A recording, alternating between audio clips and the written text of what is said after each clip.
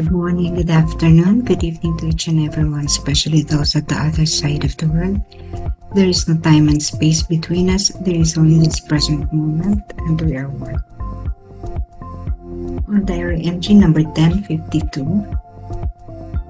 Oh my Jesus, I beg you on behalf of the whole church, grant it love and the light of awareness, and give power to the words of priests, so that hardened hearts might be brought to repentance and return to you, O Lord. Lord, give us holy priests. You yourself maintain them in holiness. O divine and great high priest, may the power of your mercy accompany them everywhere and protect them from the devil's traps and snares, which are continually being set for the souls of priests. May the power of your mercy, O Lord, shatter and bring to naught all that might tarnish the sanctity of priests, for you can do all things. O Jesus ko, nakikiusap ako sa iyo alang-alang sa buong simbahan. Ipagkaloob mo rito ang pag-ibig at ang liwanag ng iyong espiritu, at bigyan ng kapangyarihan ang mga salita ng mga pari upang ang mga matigas na puso ay madala sa pagsisisi at bumalik sa iyo, O Panginoon. Panginoon, bigyan mo kami ng mga banal na pari. Ikaw mismo ang nagpapanatili sa kanila sa kabanalan. O banal at dakilang mataas na saserdote, samahan mo nawa sila ng kapangyarihan ng iyong awa kahit saan at protektahan sila mula sa mga bitag at silo ng dyablo na patuloy na inilalagay para sa mga kaluluwa ng mga pari. Nawa ang kapangyarihan ng iyong awa, O Panginoon, ay basagin at wasakin ang lahat ng mga aring makasira sa kabanalan ng mga pari, sapagkat magagawa mo ang lahat ng bagay. Ang mga pari po ay alam natin na sila ang daanan, channel, or dispenser ng grasya ng ating Panginoon. Dumadaan sa kanila. Sa pamamagitan nila, during the example, during the celebration of the Holy Mass, the Holy Eucharist, sa kanila dumadaan ang grasya. Kung wala sila, walang mag-o-officiate ng mga seremonya.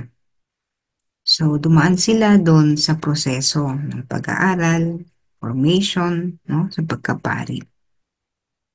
Sa ngayon, ang mga pari when we say pari, male, lalaki.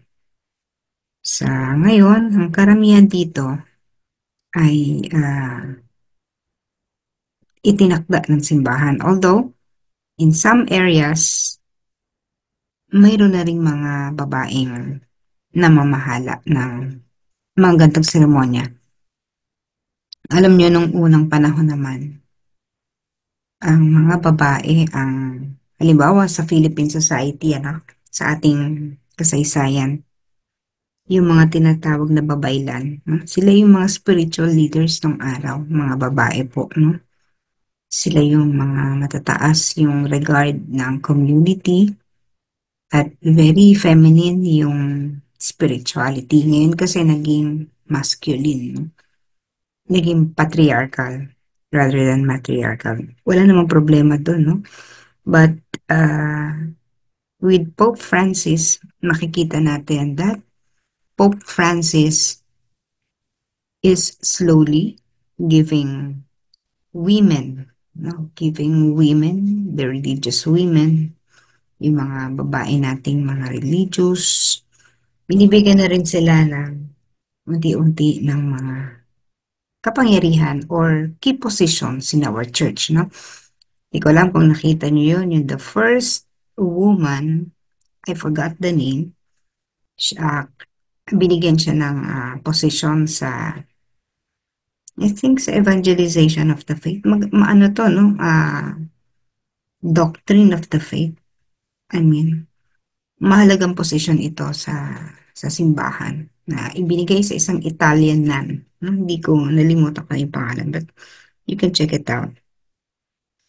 So, nagkakaroon. Binibigyan na ngayon kasi ang totoo naman, hindi lang sa mga lalaki dumaraan ang grasya ng ating Panginoon. So, sa ngayon, silang nag-o-officiate ang mass, no? But I think there are also women priests now in other parts of the world, not in the Philippines, not yet. Yung mga pari natin, if you would notice, the devil is really very active at work in them. Not only in the priest, pati sa mga kamadrehan. Bakit? Kasi sila yung instrumento para mamulat ang mga kaluluwa ng maraming mga kaluluwa. Sa pamamagitan nila, maraming mga nadadala na iaalis sa mga kasalanan na hahango mula sa pagkakasala patungo sa Panginoon. That is why, syempre, yan ang talagang target, no? The target of the evil. So if you see your priest not doing well or in state of sins, just before I opened our Zoom meeting today, nabasa ko yung isang CBCP announcement. Hindi ko alam kung anong tawag, but it was about the priest who had sexual scandals, mga ganun, na sumailalim, no, doon sa pagkokorek. So, hindi sila dapat hinuhusgahan, no, sapagkat ang ating mga pari ay mga tao din, dahil sila ngayong target ng ating kalaban. So talagang kung mahina-hina yung batayan ng pananampalataya, ay bumabagsak. So we really need to pray for them. Not judge them, but pray for them. Kasi hindi dapat na ang tingin sa kanila ay parang napaka-banal, no? Parang hindi pwedeng magkamali. They also commit sins, just like us. Ang kaibahan lang, syempre sila ay sumasailalim sa mga formation, sa mga pag-aaral, no? Yun yung kaibahan. Kasi tayo, ordinarily, we are focused on our work, our business, ganun. O sila, ang focus lang talaga nila, yung sa religious life, spiritual. So we need to pray for them kasi sila yung mag-aakay sa atin. And if your priest is not, sabi ko nga kanina, if your priest is not doing well, ako marami-rami na rin akong kilalang pare, no? They are not perfect. May mga sarili-sarili silang sabi nga namin, mga sarili-sariling toyo, katulad din natin, no? Sumasabog din minsan, nagagalit din, no? Nagkakamali, nakakapagsabi din na hindi maganda. May mga kanya-kanyang ugali. Pero ganun po talaga, no? They are also in the process of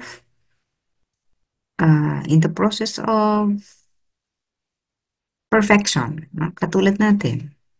Sumasailalim tayo. If we choose to take the path towards holiness, tayo ay magiging subject din sa lahat ng mga temptations. And why? Kung wala namang kasing temptation, hindi tayo magiging matatag, hindi tayo magiging matibay. Those temptations are there. Nakaset up na yung mga bitag na sa harap natin, no? Lalakaran natin, nakaset up na yan. And do not, again, as I said yesterday, do not blame the devil for that.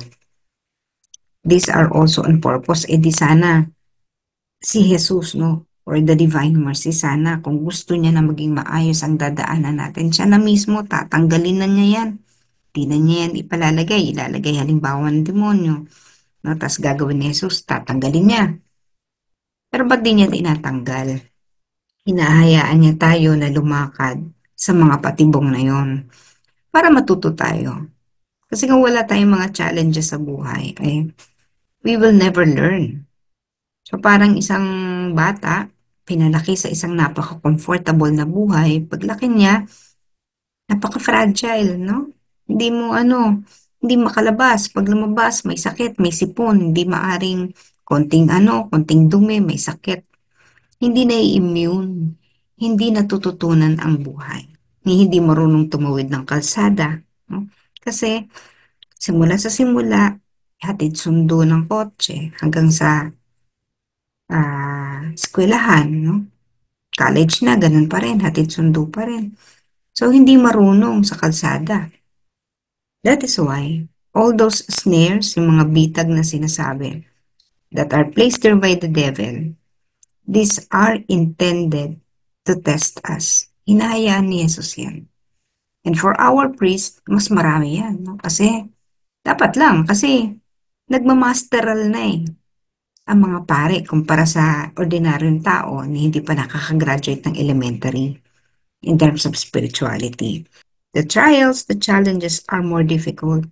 Kaya huwag niyong husgahan kung minsan ay bumabagsak sila, tulungan natin silang makatayo. Pag nakita natin na ang mga paring ito, ay naku, si Father, wala na, no, nadala na sa tukso. Let's pray for them rather than condemn them, no? Hindi din kasi natin gugustuhin na tayo i-condemn dahil sa ating mga pagkakamali. Lahat tayo nagkakamali. Hindi ako ligtas doon. And I myself commit sins. Hindi nga lang kasing dalas ng iba na nabuhay na sa kasalanan, but we are all trying to improve ourselves, to be better persons, to be better souls. And when we try to improve our souls, the level of our souls, we become light to everyone. So dumadaan tayo sa napakaraming bitag. Pag nalagpasan naman yung bitag na yon, merong kang points na liwanag. Parang yung mga games ng mga bata, no? Kapag nalagpasan nila yung mga levels, mas may kapangyarihan na sila. Ganon din tayo. Pag nalagpasan natin yung mga bitag na yan, we would come up clean and at the same time bright. Clean and bright. Malinis at maningning.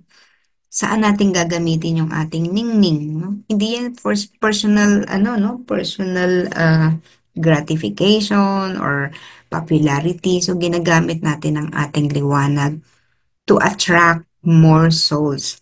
And when we attract more souls, we are able to bring them also to light.